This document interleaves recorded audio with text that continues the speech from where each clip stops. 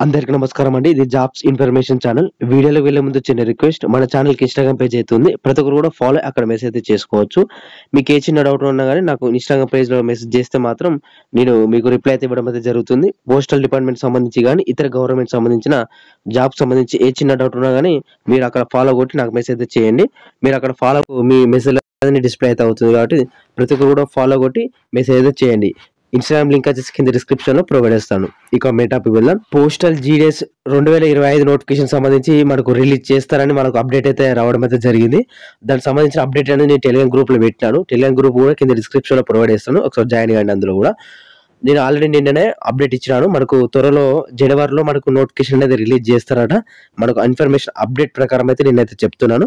మనకు సుమారుగా 50,000 పోస్టులు అనేది భర్తీ అయితే చేస్తున్నారట. 50,000 కాదు, 50,000 కన్నా ఎక్కువనే పోస్టులు అనేది రిలీజ్ చేస్తారని మనకు ఇన్ఫర్మేషన్ ఉంది. ఎందుకంటే మనకు లాస్ట్ నోటిఫికేషన్ మనకు ప్రెజెంట్ నోటిఫికేషన్ అయితే రన్ అవుతుంది కదా. 2024 నోటిఫికేషన్‌లో మనకు 44,000 అబోవ్ పోస్టులు అయితే భర్తీ అయితే చేసిర్రు.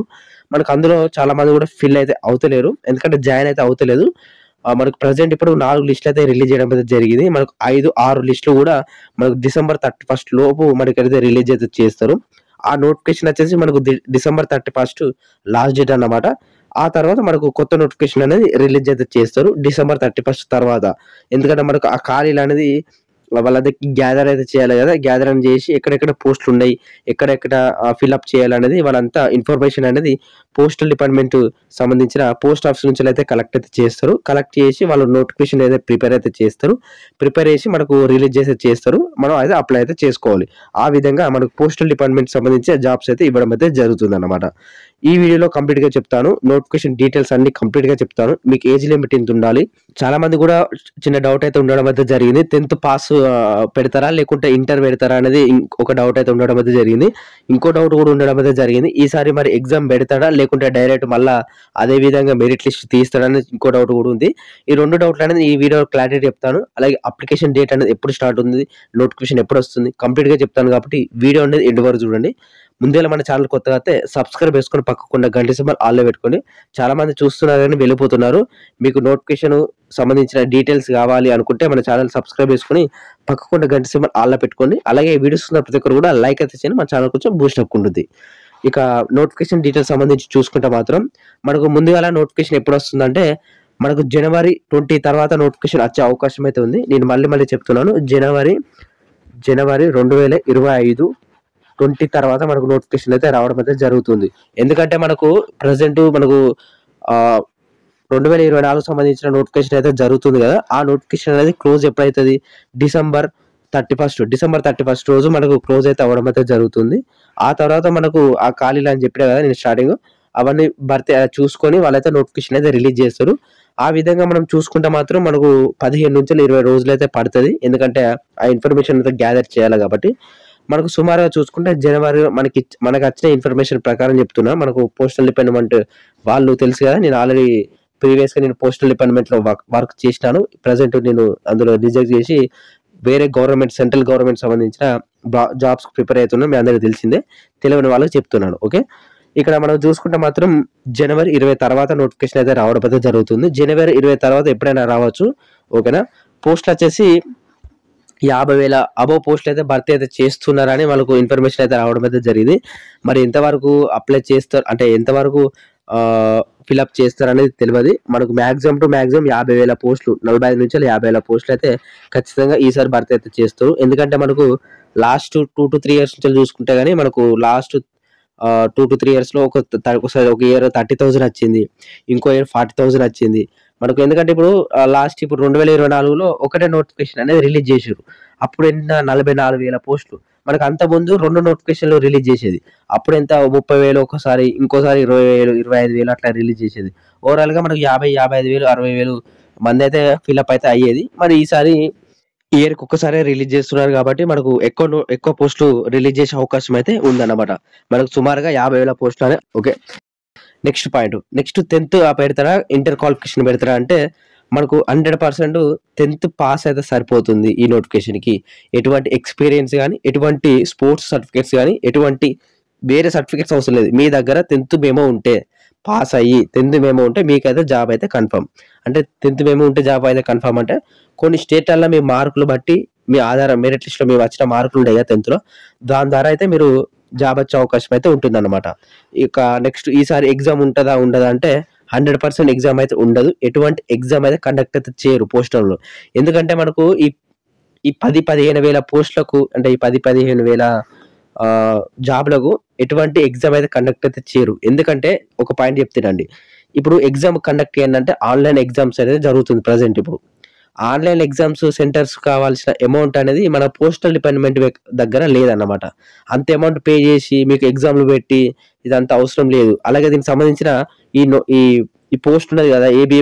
ఏబీపీఎం గాని, బీపీఎం గాని, డాక్సేవ్ గాని దీనికి సంబంధించిన ఎటువంటి ఎగ్జామ్ అవసరం లేదు. ఎందుకంటే సింపుల్‌గా జాబ్ ఉంటుంది. కేవలం 4, 5 గంటలు చేస్తే సరిపోతుంది. సింపుల్‌గా ఉంటుంది జాబ్ కాబట్టి దీనికి అంత ఎక్స్‌పీరియన్స్ గాని, అంత నాలెడ్జ్ గాని అవసరం అయితే లేదు. అందుకనే వాళ్ళు ఏమంటుండ్రు కేవలం 10th పాస్ సరిపోతుంది. మీకు 10థ్‌లో ఎక్కువ మార్కులు వచ్చిన వాళ్ళకైతే జాబ్ అయితే ఇవ్వడం అయితే జరుగుతుంది. ఆ విధంగా ప్రాసెస్ అయితే ఉంటుంది. ఇదొకటి గుర్తుపెట్టుకోండి.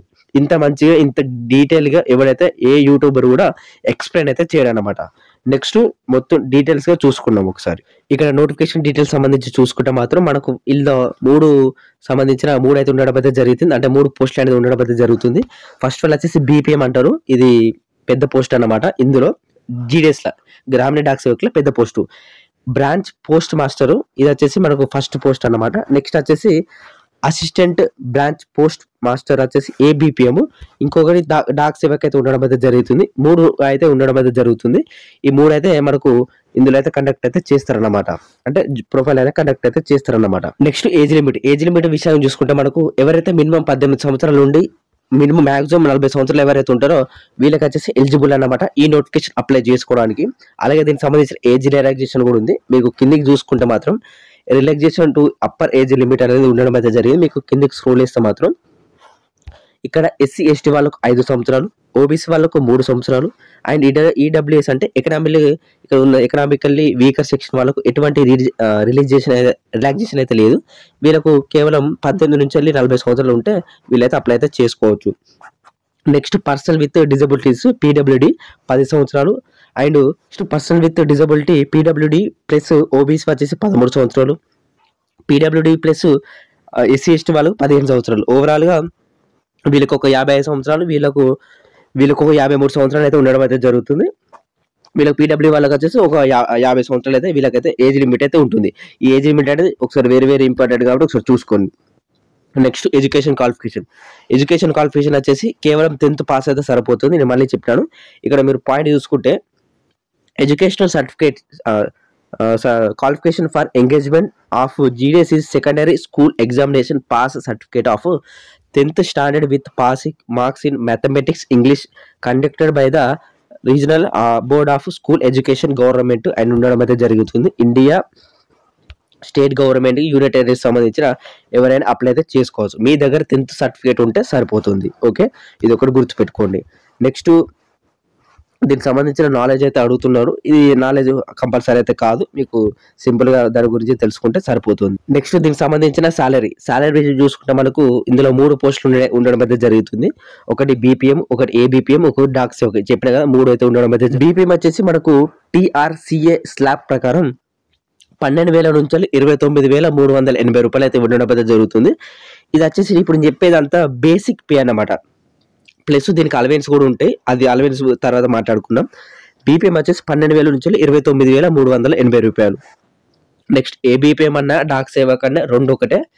ఒక్కొక్క పోస్ట్ ఆఫీస్లో ఎట్లా ఉంటుందంటే మనకు అక్కడ పోస్ట్ వైజ్ గా మనకు డాక్ సేవక్ లేకపోయింది అనుకో మనకి ఏబీపీఎమే చూసుకోవాలన్నమాట ఈ డాక్ సేవక్ సంబంధించి. ఓకే, దానికి సంబంధించిన అమౌంట్ కూడా ఇస్తారు. అంటే ఫుల్ అమౌంట్ అయితే ఇయ్యరు, దానికి సంబంధించిన హాఫ్ అమౌంట్ ఏమో ఇస్తారు అన్నమాట. నేను ఆల్రెడీ బీపీఎం గా వర్క్ చేసిన. ఓకే, ఇక్కడ టీఆర్సీఏ స్లాబ్ ప్రకారం 10,000 నుంచి 24,470 రూపాయలు అయితే ఉండడం అయితే జరుగుతుంది. ఇది వచ్చేసి కూడా అంత మనకు వచ్చేసి బేసిక్ అన్నమాట. ఓకేనా, ఇది ఒకటి గుర్తుపెట్టుకోండి. దీనికి సంబంధించిన ఇక్కడ మనకు అలవెన్స్ కూడా ఇస్తాడు. ఇక్కడ మీరు ఇక్కడ చూసుకోవచ్చు డిఆర్ఎస్ అలవెన్స్ అది మొత్తం మనకు 6,000-7,000 మనకి ఈజీగా వస్తుంది. అంటే ఇక్కడ మనం చూసుకుంటే మాత్రం బీపీఎం వచ్చేసి 12,000 అనుకో బేసిక్, అదో 6,000 18,000 రూపాయలు మనకు ఫస్ట్ మంత్ సాలరీ వస్తుంది.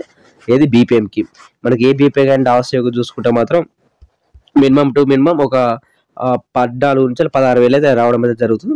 అప్రాక్స్‌గా మనకు 15,000 ఏసుకోండి ఫస్ట్ మంత్ సాలరీ. ఈ విధంగా సాలరీస్ అనేది ఉండడం అయితే జరుగుతుందన్నమాట. నెక్స్ట్ హౌ టు అప్లై వచ్చేసి మనకిక్కడ India post GDS online .gov.in website. ఇది లింక్ వచ్చేసి కింద డిస్క్రిప్షన్‌లో ప్రొవైడ్ చేస్తాను. మనకు చూడండి ఒకసారి. అందులో చూస్తే మీకు కనబడుతుంది. Next selection criteria. చాలా మంది కూడా అప్లై చేసుకుంటారు కానీ వాళ్ళకది తెలవదు. సెలక్షన్ ప్రాసెస్ అనేది ఎటువంటి మీకు ఎగ్జామ్ గానీ, ఎటువంటి మీకు ఇంటర్వ్యూ గానీ, ఎటువంటి మెడికల్ గానీ, ఎటువంటి రన్నింగ్ గానీ అయితే ఉండడం అయితే జరగదు. కేవలం మీకు వచ్చిన ద్వారా అంటే మీకు వచ్చిన మార్కుల ద్వారా వీళ్ళైతే కంప్యూటర్ ద్వారా మీకు కంప్యూటర్ బేసిక్ మెరిట్ లిస్ట్ అయితే తీయడం అయితే జరుగుతుంది. మీకు అందులో మీ పేరు ఉంటే గానీ మీకైతే జాబ్ అయితే ఇవ్వడం అయితే జరుగుతుందన్నమాట. ఓకేనా? క్లియర్ అయింది అనుకుంటున్నా. అంటే పేరంటే మీకు రిజిస్ట్రేషన్ నెంబరు. మీరు అప్లై చేసేటప్పుడు మీకు రిజిస్ట్రేషన్ నెంబర్ అనేది వస్తది. కొత్త రిజిస్ట్రేషన్ నెంబరు. అది మీకు లిస్ట్‌లో ఉంటే మాత్రం మీకు జాబ్ అయితే కన్ఫర్మ్. మీకు మెసేజ్‌కు అంటే మీ మొబైల్ నంబర్‌కి గానీ, మీ ఈమెయిల్ గానీ మీకు వస్తది. మీరైతే సెలెక్ట్ అయిన తర్వాత ఆ విధంగా అయితే కండక్ట్ అయితే చేస్తారు పోస్టల్ డిపార్ట్‌మెంట్ వాళ్ళు. ఇక్కడ ఆ పాయింట్ చూసుకుంటే మాత్రం the applicants will be short listed for engagement on the base of system generated merit list అన్నమాట. వాళ్ళు క్లియర్‌గా ఇచ్చారు. System generated merit list. ఎవరు కూడా ప్రిపేర్ అయితే చేయరు. సిస్టమ్ జనరేట్ చేసిన వాళ్ళు మాత్రమే మనకి ఇవ్వడం అయితే జరుగుతుందని వాళ్ళైతే చెప్పడం అయితే జరిగింది. ఒకసారి చూసుకోండి. ఓకే. దీని క్యాలిక్యులేషన్ వచ్చేసి మీకు సపోజ్ ఎట్లా అంటే వాళ్ళు ఎట్లా క్యాలిక్యులేషన్ చేస్తారంటే మీకు 10థ్‌లో 10/10 వచ్చిందనుకో 10/10 ఇంటూ 9.5 చేస్తే మీకు 95% అయితే ఈ విధంగా రావడం అయితే జరుగుతుంది. సపోజ్ మీకు 10థ్‌లో 9.7 వచ్చింది. 9.7 ఇంటూ 9.5 అయితే ఎంత పర్సెంటేజ్ 92.15% అయితే రావడం అయితే జరుగుతుంది.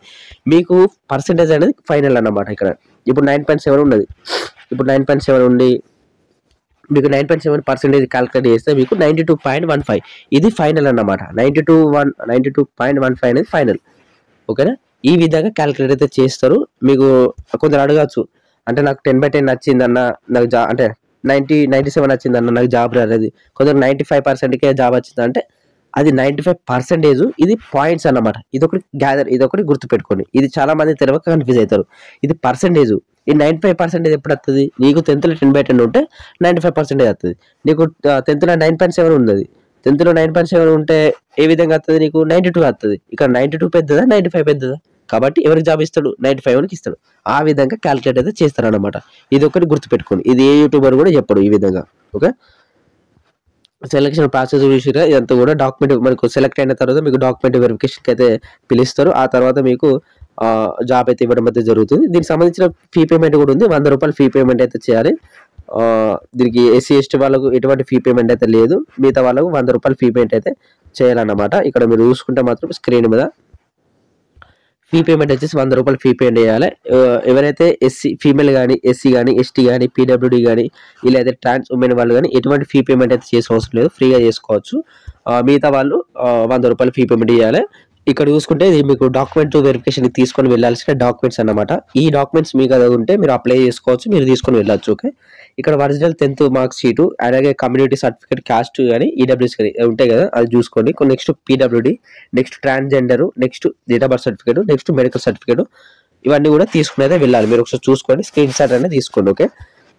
ఓవరాల్‌గా చెప్పింది ఏంటంటే ఇంత బ్రదర్ ఈ వీడియో. మీకు అన్ని డీటెయిల్స్ అనేది చెప్పడం అయితే జరిగింది. మీకు ఏ చిన్న డౌట్ ఉన్నా గానీ నాకు ఇన్‌స్టాగ్రామ్ పేజ్‌లో గానీ నాకు కామెంట్ బాక్స్‌లో అయినా మెసేజ్ చేయండి. మీకు రిప్లై అయితే ఇవ్వడం అయితే జరుగుతుంది. కాబట్టి ప్రతి ఒక్కరు కూడా మెసేజ్ అయితే చేయండి. అప్లై చేసుకోవడానికి ట్రై చేయండి. చెప్పిన జనవరిలో మనకు అప్లికేషన్ డేట్ అనేది స్టార్ట్ అవుతుంది. మనకు సుమారుగా 20-26 ఆ మధ్యలో మనకు అప్లికేషన్ డేట్ అనేది స్టార్ట్ అవుతుంది. ఓవరాల్‌గా ఇంత బ్రదర్ అండ్ ఇటువంటి జెన్యూన్ అప్డేట్స్ కోసం మన ఛానెల్‌ని సబ్స్క్రైబ్ చేసుకొని పక్కన ఉన్న గంట సింబల్ ఆల్‌లో పెట్టుకోండి. Thank you.